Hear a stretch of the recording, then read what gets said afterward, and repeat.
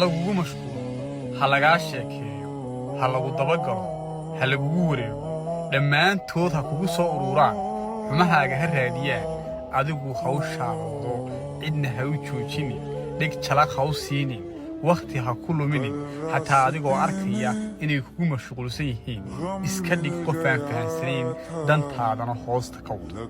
Waxaan kuu hubaa marka ay daalaan, marka ay quustaan, marka ay niyad jabaan, marka ay ku gaari waayaan, in ay kuu qiri doonaan inaad tahay qof adag oo libaaxa oo bir finiin ka hadhaya.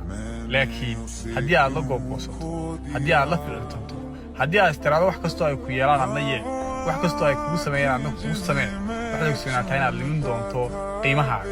waayo iyagu danta keliya ay leeyihin waxay tahay inaad iyaga ku mashquulsho, inaad danta aad adigu leedahay aad kaga mashquulsho kuwa kugu mashquulsan ee maalayacniga. waxaa guul ugu filan inaad wakhti geliso.